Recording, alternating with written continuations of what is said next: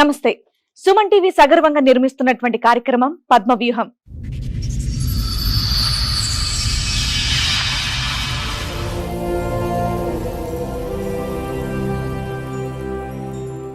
మరి ఈ కార్యక్రమాన్ని సమర్పిస్తున్న వారు 6JVR జమలాపురం వారి రత్నాంజలి.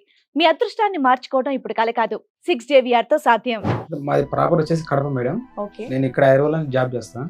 ఓకే అయితే నా ప్రాబ్లం ఏంటంటే మేడం, ఒక ఫ్యామిలీ నాకు చీటింగ్ చేస్తారు మేడం. నాకేమో తల్లిదండ్రులు లేరు, మా అన్నోళ్ళు మొదలు చదివించారు. మీరు ఏ వయసులో ఉండగా అమ్మా నాన్న చనిపోయింది? నేను 6th క్లాస్ ఉన్నప్పుడు అమ్మ చనిపోయింది. ఫాదర్ వచ్చేసి ఇంకా అమ్మ చనిపోయింది. టెన్షన్ తోటి ఆయన, నేను ఇంటర్మీడియట్ ఫస్ట్ ఉన్నప్పుడు చనిపోయింది.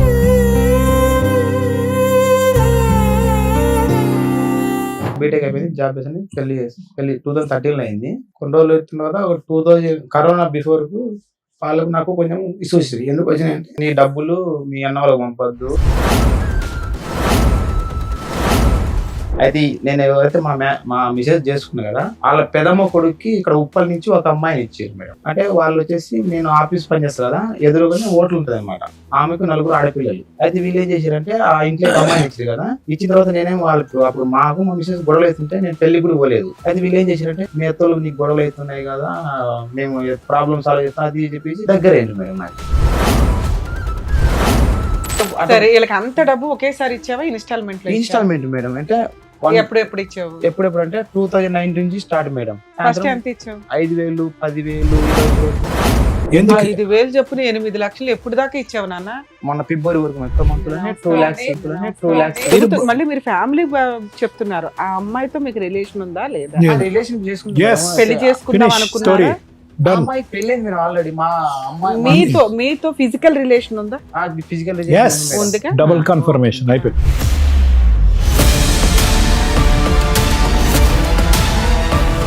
నువ్వు ఈ రకంగా దుకాణం పెడితే ఆయన ఏం చేస్తాడు?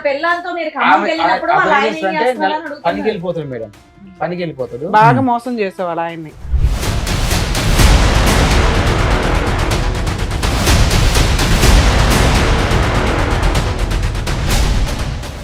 ఈ కార్యక్రమంలో మనతో పాటు ఉన్నారు ప్రముఖ హైకోర్టు అడ్వకేట్ రమ్యాకుల గారు. నమస్తే మేడం. నమస్తే అండి. ప్రముఖ సైకియాట్రిస్ట్ డాక్టర్ కళ్యాణ్ చక్రవర్తి గారు. నమస్తే సార్. నమస్తే మేడం. ప్లీజ్ కూర్చోండి. Thank you. కూర్చోండి సార్. మేడం, రాబర్ట్ గారు ఆయన సమస్య చెప్పుకోవడానికి ఇక్కడ వరకు వచ్చారు. సమస్య ఏంటో అడిగి తెలుసుకుందాం. నమస్తే అండి. ఎక్కడి నుంచి వస్తున్నారండి? మాది ప్రాపర్ వచ్చేసి కడప మేడం. ఓకే నేను ఇక్కడ ఐరోలో జాబ్ చేస్తాను. ఓకే అయితే నా ప్రాబ్లం ఏంటంటే మేడం, ఒక ఫ్యామిలీ నాకు చీటింగ్ చేస్తారు మేడం. ఒక ఫ్యామిలీ అంటే ఆ ఫ్యామిలీ కూడా మా రిలేషన్ వాళ్ళే. ఓకే. అయితే ఇప్పటి వరకు నా దగ్గర ఒక 8 lakhs మనీ మీరు తీసుకున్నారు. ఏం చేస్తూ ఉంటారు? నేను ప్రైవేట్ కంపెనీలో, నాది బీటెక్ మెకానికల్ అయిపోయింది. ఓకే. ప్రైవేట్ పెళ్ళయిందా మీకు? అయితే అదే మేడం స్టెప్, నా పెళ్ళి అయింది. ఓకే. అయితే నా ప్రాబ్లం ఏంటంటే, నాకు మ్యారేజ్, నాకు చిన్నప్పుడే తల్లిదండ్రులు చనిపోయారు. ఓకే. నేను హాస్టల్లో గురుకుల్లో చదువుకున్నా. 2007 లో నాకు బీటెక్ లో ఫ్రీ సీట్ వచ్చింది. హైదరాబాద్ లో బీటెక్ చేస్తున్నా. 2011 లో నాది కంప్లీట్ అయిపోయింది. 2013 లో మ్యారేజ్ అయింది మేడం. అయితే మా రిలేషన్ వాళ్ళు కూడా ఇక్కడ హైదరాబాద్ లో ఉంటారు. అయితే నేను వాళ్ళ ఇంట్లో మ్యారేజ్ చేసుకున్న తర్వాత, అయితే వాళ్ళకు నాకు కొంచెం అండర్స్టాండ్ ప్రాబ్లం వచ్చింది. ఎందుకు వచ్చినాయంటే, వాళ్ళు ఏంటంటే, నాకేమో తల్లిదండ్రులు లేరు, మా అన్నోళ్ళు మొదలు చదివించారు. చదివించిన తర్వాత అన్నదమ్ములు ఎంతమంది? ముగ్గురు మేడం. మొత్తం ఒక చెల్లె. అందరికి పెళ్లి అయిపోయి నేను లాస్ట్ అనమాట. అయితే మీరు ఏ వయసులో ఉండగా అమ్మా నాన్న చనిపోయింది? నేను 6th క్లాస్ ఉన్నప్పుడు అమ్మ చనిపోయింది. అప్పుడు మళ్ళా ఫాదర్ వచ్చేసి ఇంకా అమ్మ చనిపోయింది. టెన్షన్ తోటి ఆయన, నేను ఇంటర్మీడియట్ ఫస్ట్ ఉన్నప్పుడు చనిపోయింది. మరి మిమ్మల్ని బీటెక్ మెకానికల్ చదివించింది? మా అన్న వాళ్ళు చదివించారు. అన్న వాళ్ళు సంతోష్ చదివించారు. ఏదైతే చదువుకున్నా బీటెక్ అయిపోయింది. ఏమంటే మా రిలేషన్ వాళ్ళు ఇక్కడ హైదరాబాద్ ఉంటే, వాళ్ళు రిలేషన్ అంటే ఎలాగా? మా డాడీ వాళ్ళ తరపున మేడం. డాడీ తరపున. వాళ్ళు బీటెక్ అయిపోయింది, జాబ్ చేసి పెళ్లి 2013 అయింది. పెళ్ళయిందా? 2013 అయిపోయింది. 21 years అయింది. ఓకే. నేను అప్పుడు ప్రైవేట్ కంపెనీలో జాబ్ చేస్తాను. కంపెనీ పేరు చెప్పొచ్చు చెప్తాను. అరేంజ్ మ్యారేజ్, లవ్ మ్యారేజ్ అన్న? Arrange marriage. పెద్దవాళ్ళు చూస్తున్నారు. చుట్టాలు, నాన్న తరపున చుట్టాలు ఎవరో పెళ్లి అమ్మాయి కూడా బీటెక్ చేస్తుంది, చదువు. అమ్మాయి అప్పుడు ఇంటర్మీడియట్ ఫస్ట్ ఇయర్ చదువుతుంది. ఆ అమ్మాయితో సమస్య ఏంటంటే, అది బయట వాళ్ళతో. అయితే వాళ్ళు మా రిలేషన్ అనమాట. మెయిన్ రికమ్ అనమాట.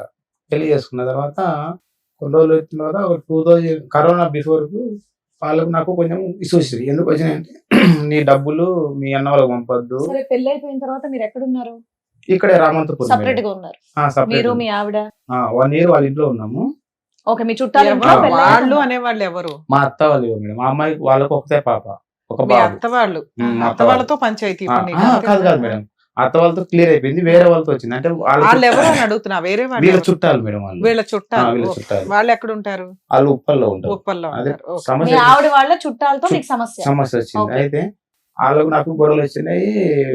మీ అన్న వాళ్ళకు డబ్బులు పంపొద్దు అంటే నేనేం చేసిన, వాళ్ళు తల్లిదండ్రులకు చదివించారు బీటెక్, నేను వాళ్ళకి పంపించుకుంటేట అని వాళ్ళకి నాకు గొడవ నీకు ఏం శాలరీ వచ్చేది? ఎంత వచ్చేది? నాకు 25,000 వచ్చింది మేడం. అందులో మీ అన్న వాళ్ళకి పంపిద్దాం అనుకునేవాడివా? అంటే వాళ్ళు డైలీ పంపను, అప్పుడప్పుడు ఖర్చులకు ఇంటికి ఎప్పుడైనా వాళ్ళు అడిగితే మీరు ఎప్పుడన్నా పంపిస్తారు. పంపించడని.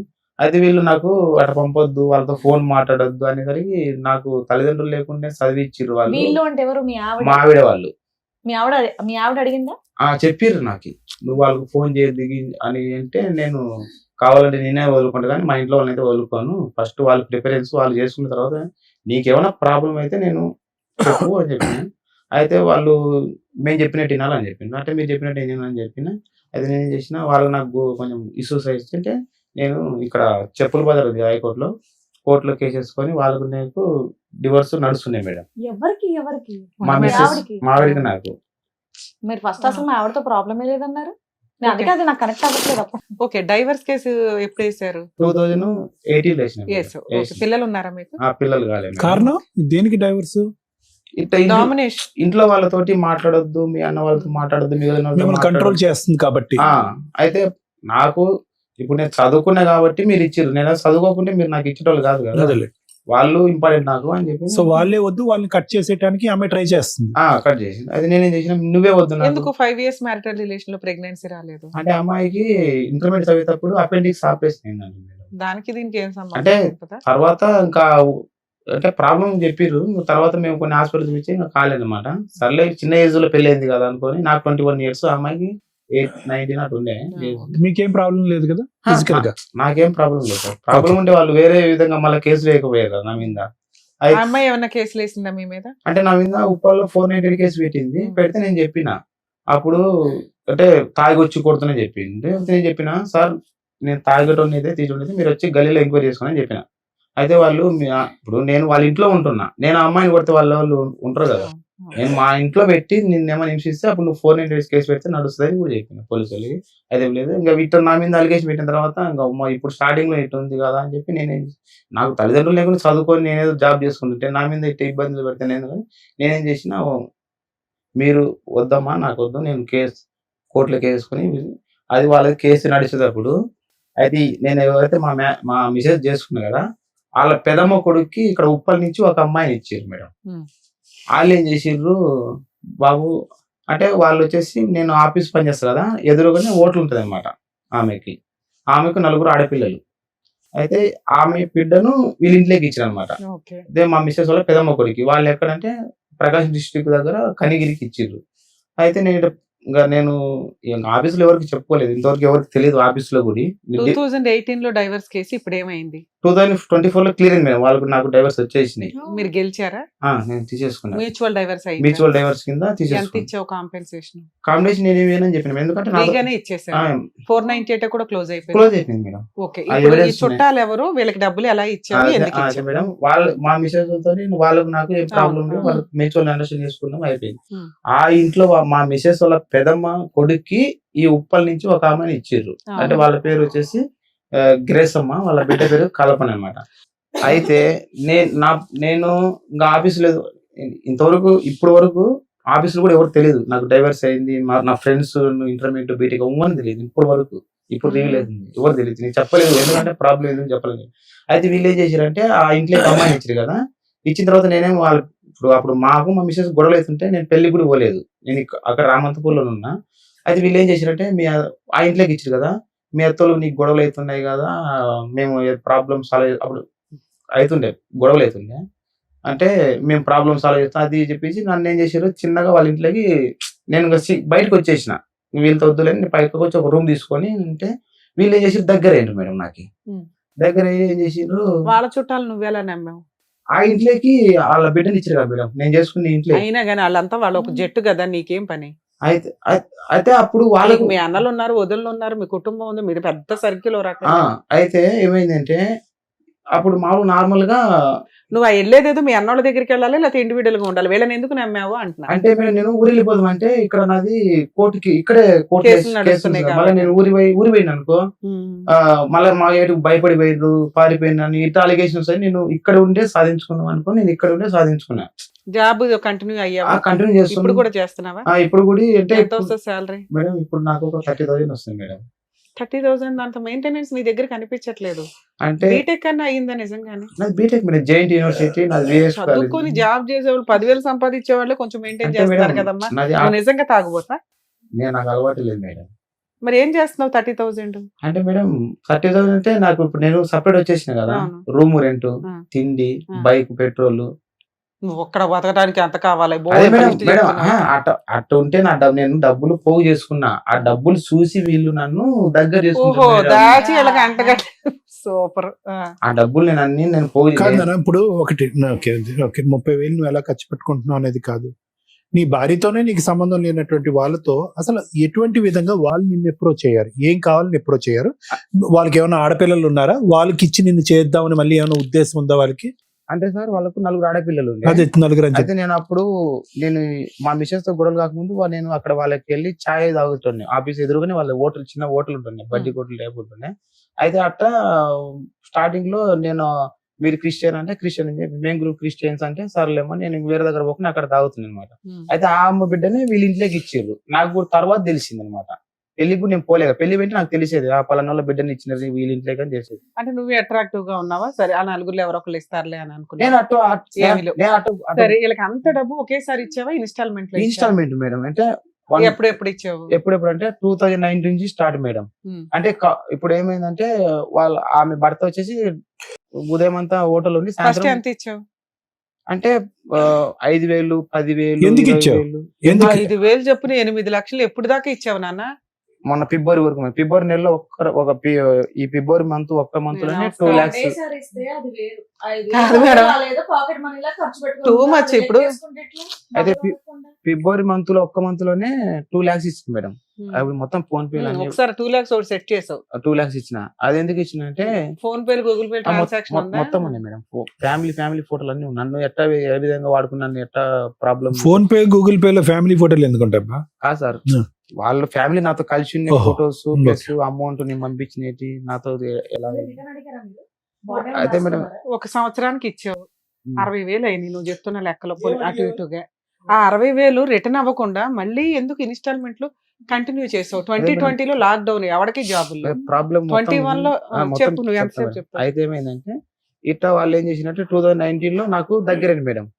దగ్గరైన తర్వాత వాళ్ళ థర్డ్ అమ్మాయిని, అదే మా ఇంటికి ఇదే నేను చేసుకున్న ఇంటికి ఇచ్చారని చెప్పి కదా, ఆ అమ్మాయి అయితే ఏం చేసిరంటే, ఏం చేసిందంటే, వాడు తాగుడు పోతాడు రా బాబు, నువ్వు ఈయన కూడా తాగుడు పోతూ చేస్తున్నావు, కొంచెం ఇంటికి వచ్చి మాట్లాడు అది ఇది అంటే, నా సమస్యలు నాకు ఉండేమో నేను రానని చెప్పిన.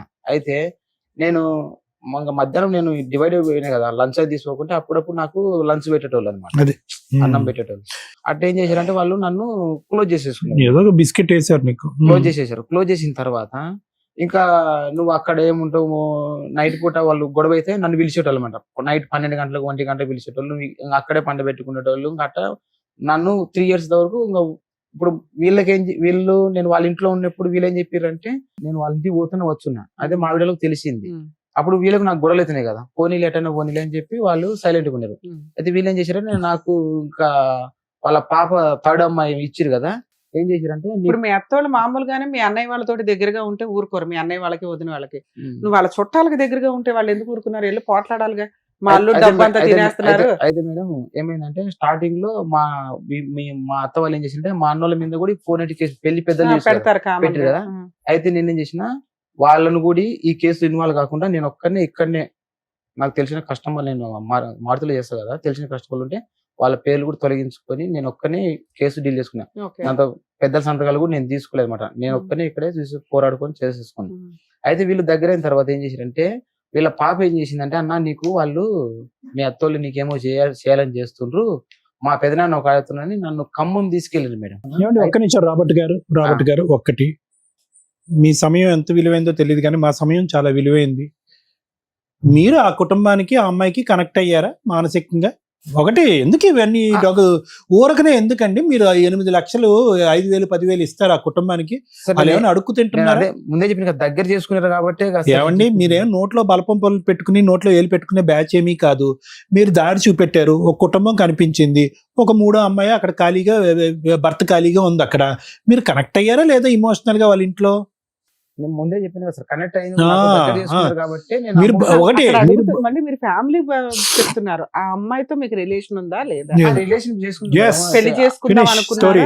Done. అమ్మాయి పెళ్ళి మీరు ఆల్రెడీ మా అమ్మాయి మీతో ఫిజికల్ రిలేషన్ ఉందా?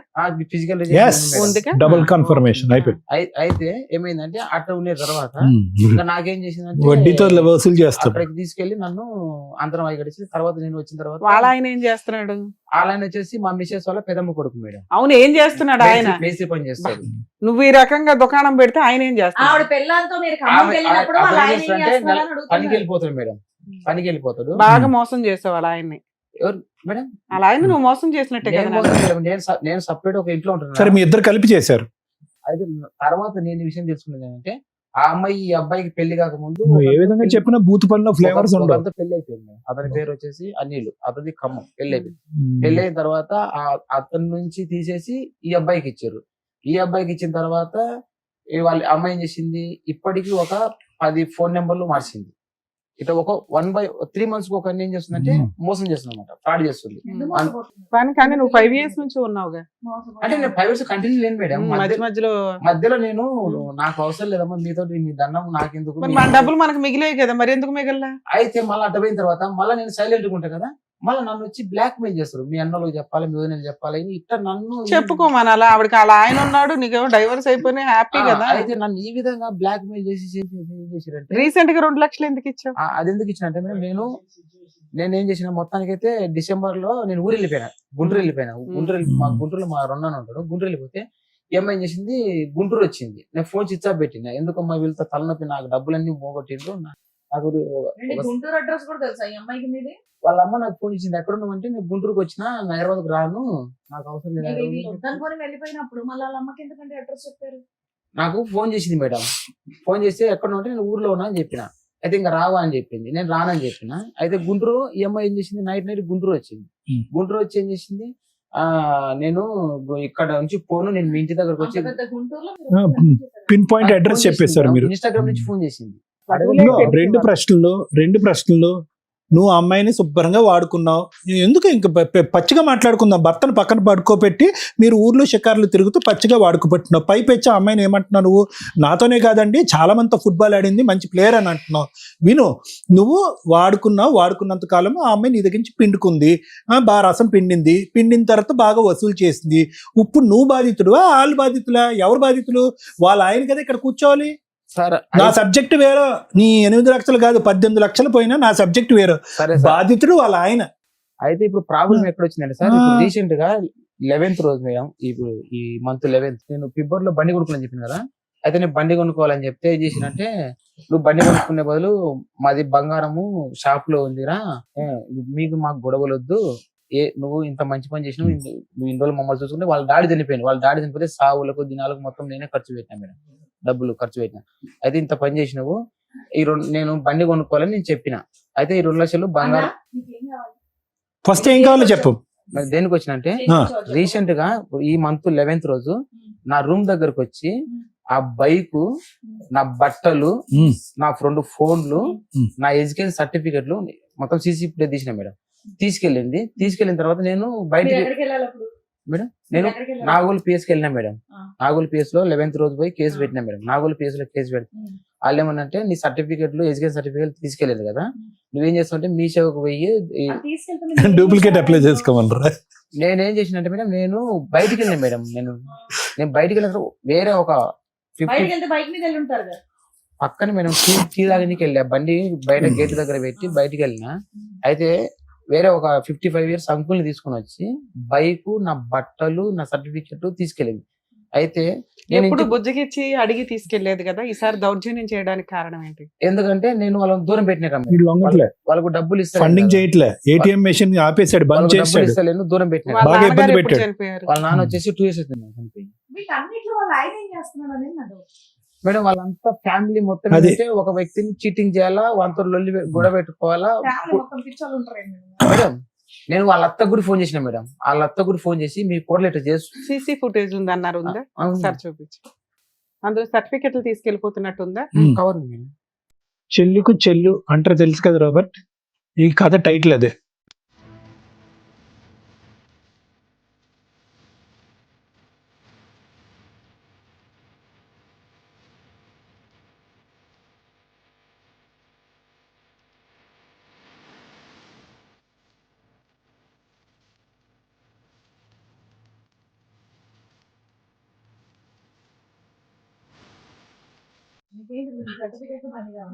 నాకు బండి ఉంది మేడం, నా సర్టిఫికేట్ నాకు ఎంత రెంట్ ఎంత ఇది? ఇంకోటి ఏంటంటే ఇది రెంట్ ఎంత అమ్మా? ఇది రెంట్ ఎంత? 5,500 మేడం.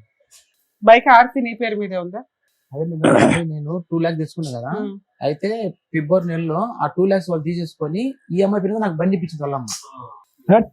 అయితే అప్పటి నుంచి నాకు రీసెంట్ చూపించలేదు, అప్పటి నుంచి ఇంకా వాళ్ళకి నాకు గొడవలు అవుతున్నాయి. కానీ బండి నడపటం వచ్చా బండి అమ్మాయికి? అది- ఆమెకు రాదు, వాళ్ళ భర్తకు రాదు బండి. సో అందుకనే నువ్వు బైక్ వద్దు అంటున్నావు.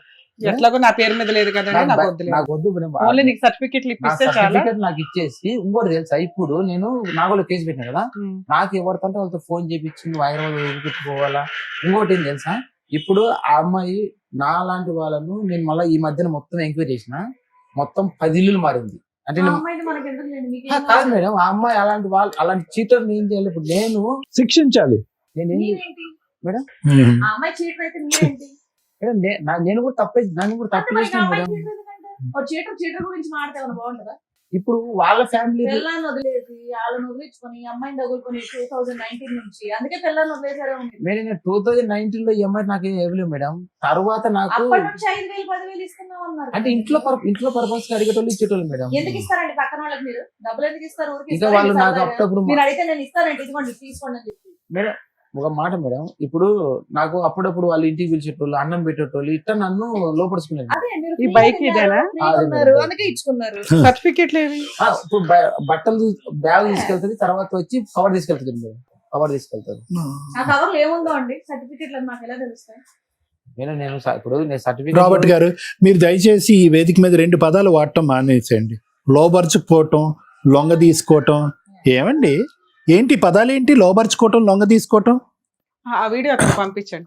ఇదే మేడం, ఇక్కడ పెట్రోల్ కొట్టిస్తారు అనమాట. నా ఫోన్ పే ఆ బైక్ నీదేనా? బైక్ ఆ కవర్ పట్టుకొని దిగుతుంది మేడం, ఆ కవర్ నా సర్టిఫికేట్. బైక్ ఎత్తుందని కూడా క్లెయిమ్ చేయలేడుగా.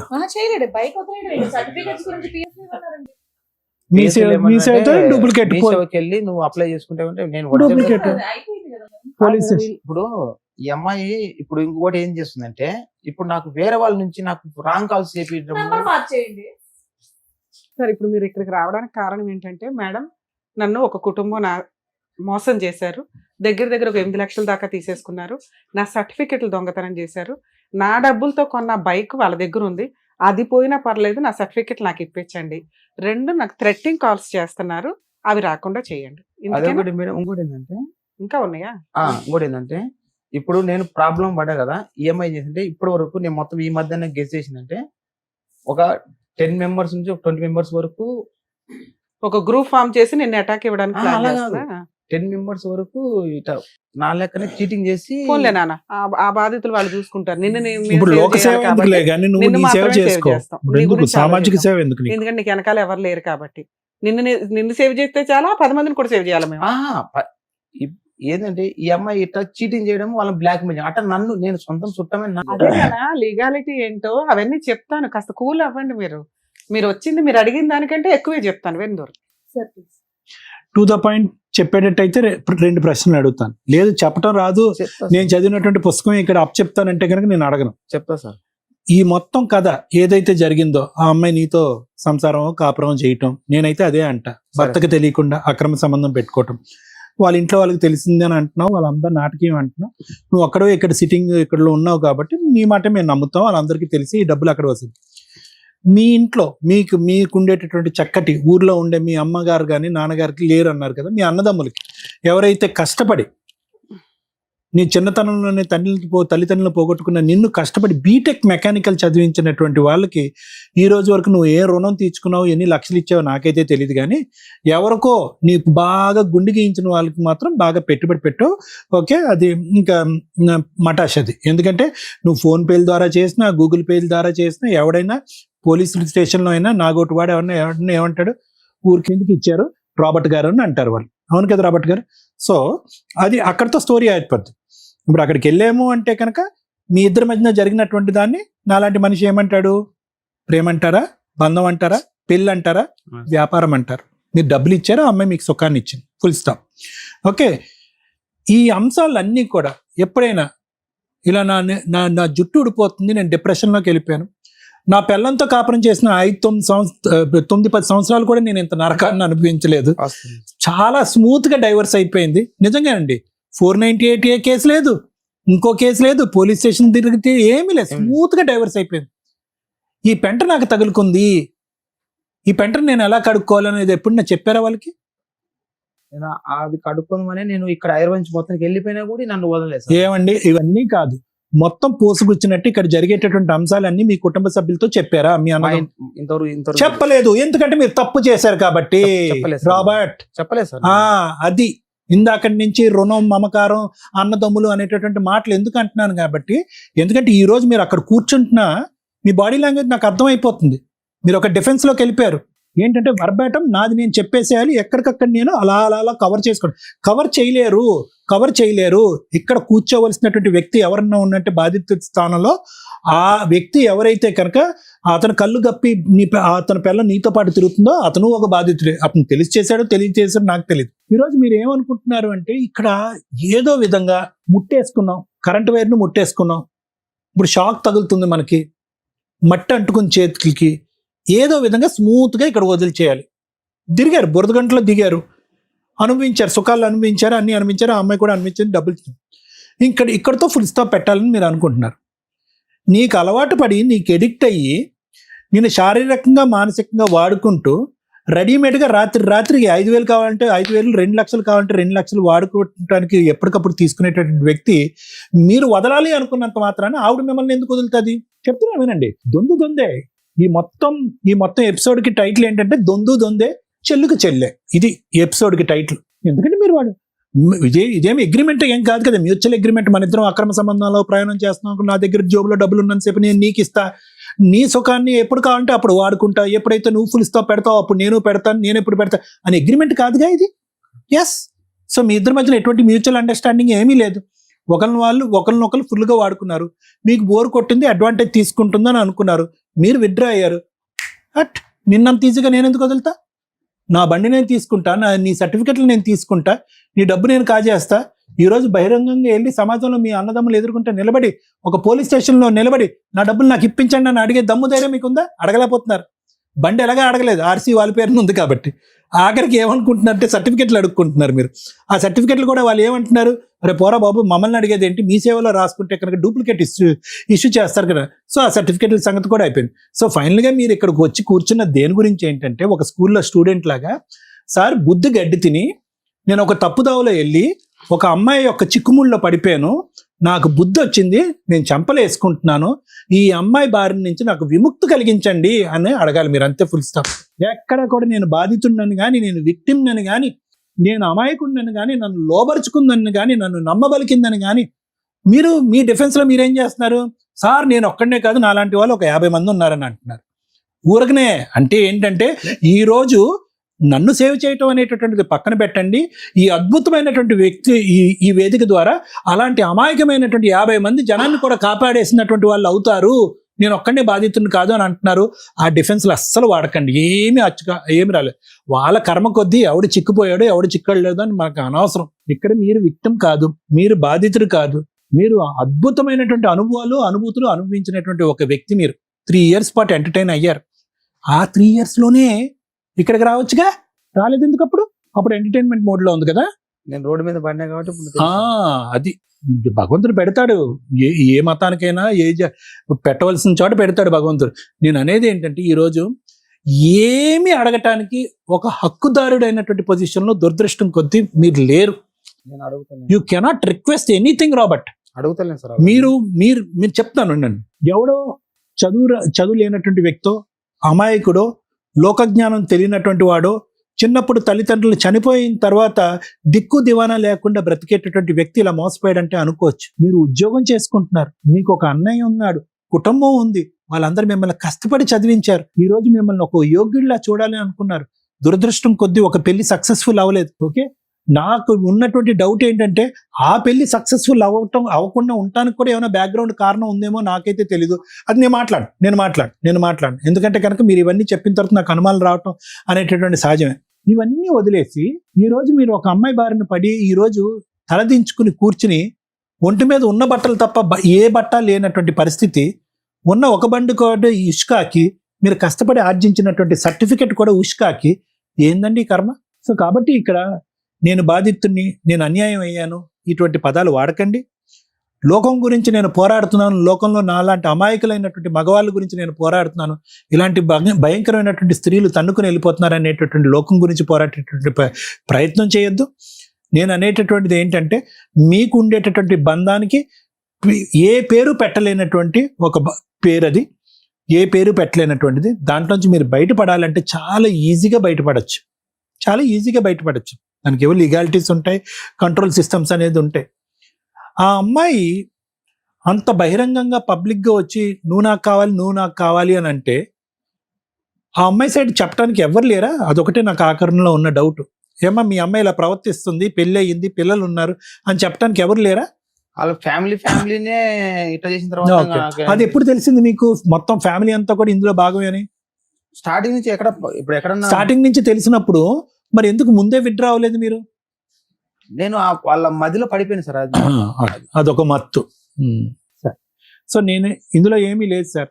నేను ఇదంతా స్టోరీ ఎందుకు చెప్తున్నాను అంటే కనుక, దయచేసి ఎక్కడో మీ మనస్సాక్షి వరే నువ్వు తప్పు చేస్తున్నావు అన్నప్పుడు ఎన్నోసార్లు మీ అంతరాత్మ మీకు బ్రేక్స్ వేసి ఉంటుంది, కానీ మీరు ఆగలే. ఎందుకంటే ఆ కామానికి ఉన్నటువంటి పవర్ అలాంటిది. భార్య లేదు, అప్పుడు ఆ సుఖం ఎంతవరకు అయ్యిందో తెలియదు. ఆవిడ వెళ్ళిపోయిన తర్వాత మీరు ఫ్రీ బర్డ్ అయిపోయారు. ఒక ఫ్యామిలీ ఎంటర్టైన్ చేసింది, భోజనం పెట్టిందో ఏం పెట్టిందో నాకైతే తెలియదు. మీ రెడీమేడ్గా మీ దగ్గర నుంచి డబ్బులు వసూలు చేసేటటువంటి ప్రయత్నం చేస్తారు. ఎందుకు డబ్బులు అడుగుతున్నారు, నేను ఎందుకు గుడ్డిగా ఇంత డబ్బులు ఇస్తున్నాను అని చెప్పి మీ మనస్సాక్షి ఎప్పుడో బ్రేక్లు వేస్తుంటుంది, మీరు ఆగలే. భర్త పక్కన ఉండగా ఈ అమ్మాయి మీ వెనకాతల కుక్కతోకలాగా వెనకాతలు వస్తూ ఉంటే ఈ అమ్మాయి నా వెంట ఎందుకు పడుతుంది? ఎల్లకాలం ఈ రిలేషన్షిప్ మెయింటైన్ అవుతుందా? ఇది రేపొద్దున బెడ్స్ కొడితే కనుక ఈ అమ్మాయి ఉరితాడేస్తుందేమో మన మెడకి, అప్పుడు దిక్కుతోచని పరిస్థితిలో ఉంటాం అనేటటువంటిది మీ బీటెక్ మెకానికల్ ఎప్పుడు మీకు చెప్పలేదా అండి? సో ఈ సారాంశం ప్రజానికానికి తెలియటం గురించే నేను ఈ విధంగా మాట్లాడుతున్నాను. సో కాబట్టి ఈరోజు మీరు కోరుకునేటటువంటిది ఒక్కటే, నేను బుద్ధి గడ్డి తిని చేయకూడనటువంటి తప్పు చేశాను. ఒక అమ్మాయికి ఈ రోజు కూడా నన్ను థ్రెట్ చేసి బ్లాక్మెయిల్ చేస్తుంది మీరు అన్నటువంటి మాట. దాని బారి నుంచి ఎలా బయటపడాలి లీగల్గా అనేది ఒకటి. సైకలాజికల్గా మీకు ఆల్రెడీ బుద్ధి వచ్చేస్తుంది. నేను చెప్పాల్సింది చెప్పాను. Thank you. చాలా ఈజీ. ఒక వ్యక్తి ఒంటరిగా వచ్చి ఇక్కడ కూర్చొని తన కష్టాన్ని ఒక పద్ధతిలోనే చెప్పాలనుకోవడం మనకి వినడానికి విసుగ్గా ఉంటుంది, సరదాగా ఉంటుంది. అరే టైం వేస్ట్ అవుతుంది అని అనిపిస్తుంది. మీరందరూ అలాగే అనుకుని ఉంటారు. ఇలాంటి వ్యక్తులు బయట కొన్ని లక్షల మంది ఉన్నారు. కోర్టు దాకా వస్తే మీకు అర్థమవుతుంది ఏంటి వీళ్ళు మాట్లాడింది. ఈ కేసులో 3 ఈ వ్యక్తి తీసుకున్న డెసిషన్స్లో రాంగ్స్ ఏంటంటే, 1 ఎందుకు పెళ్లి నాశనం చేసుకున్నాడు, భార్యని ఎందుకు వదులుకున్నాడు. 2 అక్రమ సంబంధం పెట్టుకోవాల్సింది ఎందుకు వచ్చింది, ఎందుకు అక్రమ సంబంధం పెట్టుకున్నాడు. 3 ఇప్పుడు ఇతనికి ఏం కావాలి. 3 స్టేజ్ల్లోనూ ఈ వ్యక్తి రాంగ్ స్టెప్సే వేశాడు. ఫస్ట్ స్టెప్, ఈరోజు విడాకులు తీసుకునే తల్లిదండ్రులు 1కి 100 సార్లు ఆలోచించండి. పిల్లలు సింగిల్ పేరెంట్ దగ్గర పెరిగినా, లేదా కర్మ కొద్దీ యాక్ట్ ఆఫ్ గాడ్ వల్ల వాళ్ళిద్దరూ చనిపోయినా, పెరుగుతున్న పిల్లలు ఇంతే డిప్రెషన్గా, ఇంతే బాధగా, ఇంతే ఒంటరిగా, ఇంతే ఇన్సెక్యూర్డ్గా ఉంటున్నారు. అదృష్టం ఏంటంటే ఇక్కడ బ్రదర్స్ ఉన్నారు. వాళ్ళ బాధ్యత వరకు వాళ్ళు తిండి పెట్టారు, చదివిచ్చారు. కష్టపడి బీటెక్ కంప్లీట్ చేసిన ఒక వ్యక్తి ఈ రోజున మాట్లాడుతుంటే మనకి నవ్వు వస్తుంది. ఎందుకు అంటే అంత సైకలాజికల్ డిప్రెషన్లో ఆ వ్యక్తి ఉన్నాడు అని మనందరికీ అర్థమవుతుంది. అది అతను రికగ్నైజ్ చేయలే.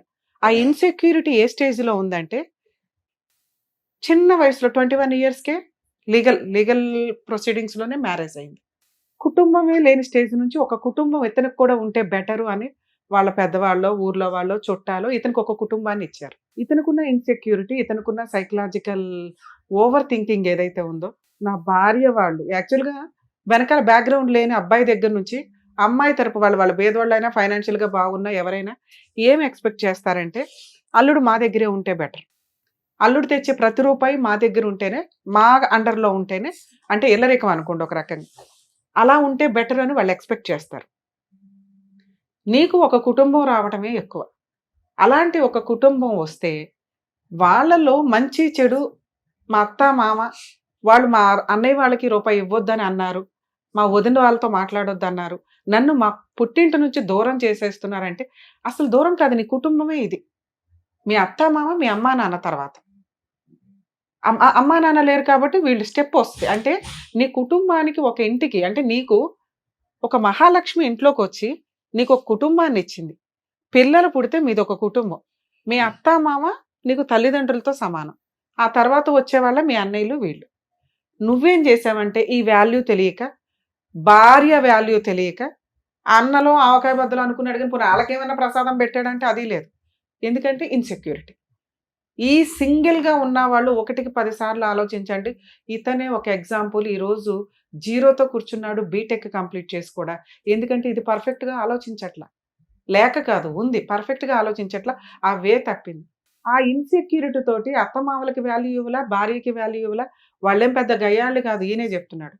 ఆ చిన్న చిన్న మిస్టేక్స్ ఏవైతే ఉన్నాయో వాటి రికగ్నైజేషన్ లేకపోవడం వల్ల ఫస్ట్ తప్పు భార్యకి విడాకులు ఇవ్వడం.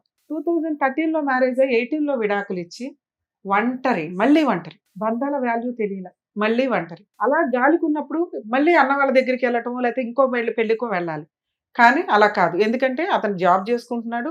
ఆ ఒంటరితనం, భార్యని వదిలేసి లీగల్గా కోట్ల చుట్టూ తిరిగే వాళ్ళ ఒంటరితనం ఎంత నరకం అంటే పెద్ద పనిష్మెంట్స్ కంటే అది చాలా మేజర్గా కనిపిస్తుంది. వాళ్ళు వెళ్తున్న డిప్రెషన్ కానీ, వాళ్ళు ఫేస్ చేస్తున్న ఆలోచన విధానం కానీ చాలా దారుణంగా ఉంది. నిజంగా ఏదో కర్మ, విడాకులు అనే సిస్టమ్ రావడం, దానికి ఈజీగా ప్రతి ఒక్కళ్ళు కోట్ల చుట్టూ వెళ్ళిపోవడం. రెండోసారి ఇతనికి యాక్ట్ ఆఫ్ గాడ్ కాదు, మ్యాన్ ఆఫ్ యాక్ట్. ఈయన చేసుకున్న పని, భార్యని వదిలేయడం నువ్వు చేసుకున్న పని. నువ్వు పెరిగిన విధానానికి ఒక అమ్మాయి వచ్చినప్పుడు నువ్వు కూడా కొంచెం తగ్గాల, సర్దుకోవాలా. ఇది నా కుటుంబం అనుకుని ఉంటే మీకు పిల్లలు, వ్యవహారం వచ్చేది. అలాంటి ఒక నీ ఇంటి మహారాణిని, మహాలక్ష్మిని వదిలేసుకొని నువ్వు చేసిన ఇంకొక తప్పు ఏంటంటే ఒక ఎక్స్ట్రా మ్యారిటల్ అఫైర్కి వెళ్ళటం. అవును, నీ అవసరం ఫుడ్ పెట్టడం, మాట్లాడడానికి ఒకళ్ళు ఉండటం, ఒక కుటుంబం ఉండడం, అది నువ్వు వీళ్ళ దగ్గర ఎక్స్పెక్ట్ చేస్తావు. వాళ్ళకి ఒక ఏటీఎం కార్డు దొరికాడు, ఆ కుటుంబం అంతా వలేసి నీకు చేసిన పని అది. మాయలు మంత్రాలు ఇవి పెట్టేవారు, ఇక నీకు తాళ్ళు కట్టో, నిన్ను వసూలు చేసుకోవసరలా. మనకి ఇదే తిన్నగా లేదు, ఎందుకంటే మనం మనుషుల్ని కోరుకుంటున్నాం, బంధం కోరుకున్నావు, ఆ బంధం డబ్బు కోరుకుంది, నువ్వు ఫిజికల్ రిలేషన్. అదే వాళ్ళు అంతకంటే ఏమి ఇవ్వగలరు నీకు? అక్కడ నువ్వు చేసిన రెండో తప్పు. ఈ డైవర్స్ అయిపోయిన తర్వాత ఇంకొక పెళ్లి చేసుకుని ఉంటే బాగుండేది. ఒక మ్యారేజ్ అయిన ఒక అమ్మాయిని అక్రమ సంబంధం పెట్టుకొని అది హక్కులాగా ఫీల్ అవుతున్నావు, నీకు జరిగిన అన్యాయం లాగా ఫీల్ అవుతున్నావు. థర్డ్ మిస్టేక్, నువ్వు రియలైజ్ అవ్వకపోవటం. ఇప్పుడు కూడా నాకే అన్యాయం జరిగింది మేడం, నన్ను ట్రాప్ చేశారు, నా డబ్బు వాడుకున్నారు, నన్ను సర్వనాశనం చేశారు, నాకు మంత్రాలు వేసేశారు, మొత్తం కుటుంబం కలిపి నా దగ్గర ఒక 8 లక్షలు వాడేసుకుంది. ఇప్పుడైనా నువ్వు చేయాల్సిన పని ఏంటో తెలుసా? వాళ్ళ పాపను అడిపోతారు అని నువ్వు అనుకుంటే సూపర్గా పర్ఫెక్ట్ ఉన్నాడు బీటెక్ స్టూడెంట్ అనుకునేదాన్ని. 10th క్లాస్ కూడా కాదు నాన్న, ఫస్ట్ క్లాస్ వాళ్ళు కూడా, అంటే రోజు డైలీ కూల్ చేసుకునే వాళ్ళకు ఎలా బాధపడతారో వాళ్ళకి ఏమీ ఉండదు వెనకాల బ్యాక్గ్రౌండ్లు కానీ. ఎందుకంటే వాళ్ళు చదువుకోలేదు, వాళ్ళ సొసైటీని తెలుసన్నా ఉండాలి, రిలేషన్స్ తెలుసన్నా ఉండాలి. నీకు వీటి కంటే సూపర్ చదువు ఉంది. చదువు ఉంటే జ్ఞానం ఉంటుంది, జ్ఞానం ఉంటే ఆలోచన విధానం కరెక్ట్ ఉంటుంది. అది నీ దగ్గర లేదే. బీటెక్ వాల్యూ ఏముంది?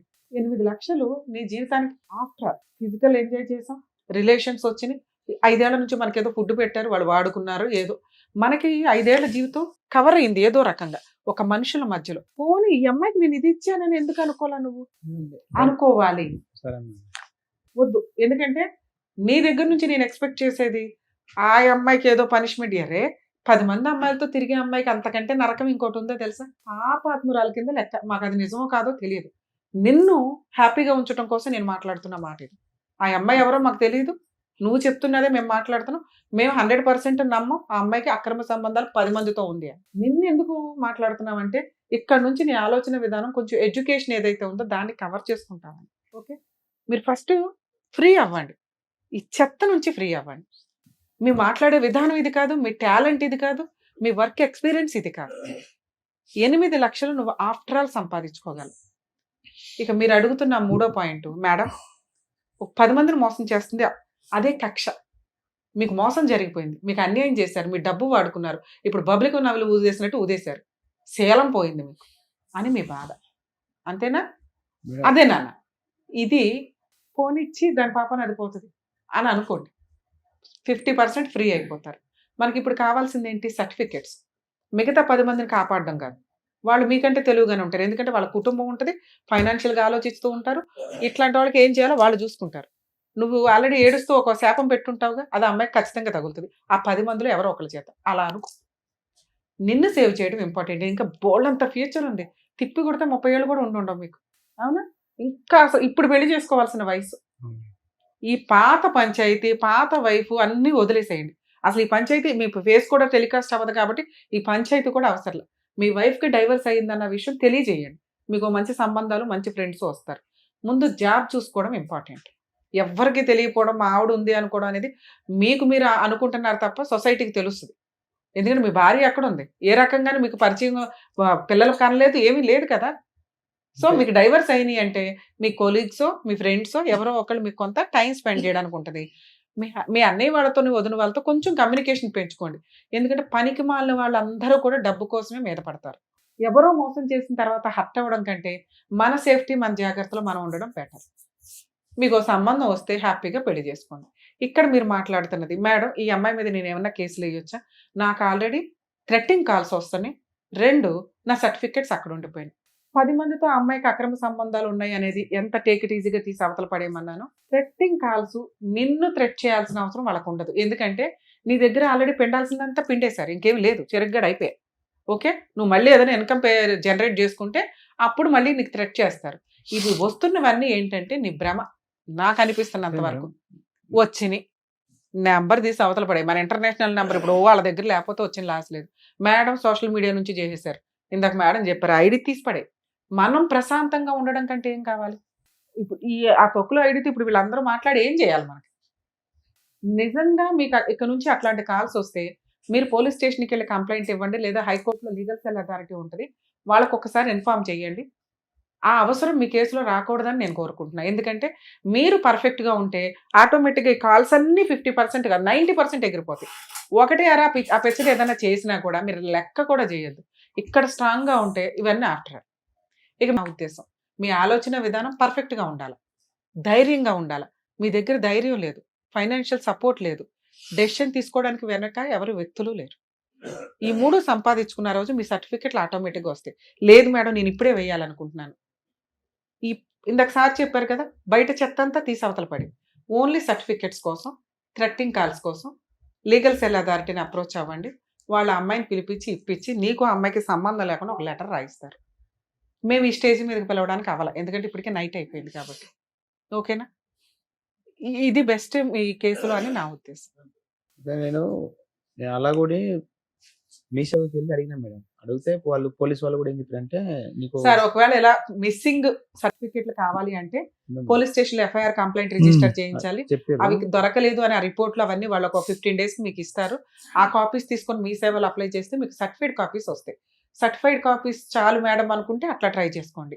లేదు మేడం ఒకసారి ఈ అమ్మాయి దగ్గర ట్రై చేస్తామంటే కొంచెం గ్యాప్ ఇచ్చి లీగల్ సెల్ అథారిటీలో కంప్లైంట్ ఇస్తే వాళ్ళ అమ్మాయిని పిలిపించి కౌన్సిలింగ్ ఇచ్చి నిజంగా సర్టిఫికెట్లు ఉంటే అప్పుడు ఆ అమ్మాయి నీ గురించి ఎంత పంచాయతీ చెప్పింది, మేడం అబ్బాయి ఇట్లాంటి వాడండి, సార్ అబ్బాయి ఇట్లాంటి వాడండి, ఇట్లా మోసం చేశాడండి, ఎట్లా అండి, మాకు 5 లక్షలు ఇప్పిస్తే ఆ సర్టిఫికెట్లు ఇస్తామని. నిజంగా అలా అంటే అప్పుడు వాళ్ళు ఏదో బార్గెనింగ్ చేసి నీ సర్టిఫికెట్లు నీకు ఇప్పిస్తారు. ఓకేనా? All the best. రాబర్ట్ గారు, నాకు తెలిసి మీ ఇంట్లో ఎంత పెద్దవాళ్ళు ఇంత చక్కగా మీకు చెప్పారు. మీరు ఏ పొజిషన్ లో ఉన్నారు, ఏ ప్రాబ్లం ఏంటి, ఎలా సాల్వ్ చేసుకుంటే బెటర్ అనేది చాలా క్లియర్ గా డాక్టర్ గారు అడ్వకేట్ మేడం చెప్పారు. దాని తగ్గట్టు మీరు చేసుకుంటే బెటర్. ఓకేనండి. నేను కొంచెం డిప్రెషన్కి వెళ్ళినా మేడం ఈ మధ్యన. తెలిసి ఇప్పుడు చెప్పారు. ఎందుకంటే వాళ్ళు ఫ్యామిలీ నాకు మొత్తం ఇంతసేపు మాట్లాడాను, నా మాటకు ఒక వాల్యూ ఇంకా ఇంకా అయిపోయింది, ఇంకా కంక్లూజన్ చెప్పేసే కానీ వాళ్ళ పాపని వాళ్ళే పోతారు. గట్టిగా 1 year టైం నువ్వే చూద్దు కానీ. ఓకేనా? All the best. Good luck నన్ను. All the best. Thank you so much doctor గారు. Thank you so Thank much you. Madam. మరో కథతో మళ్ళీ కలుద్దాం.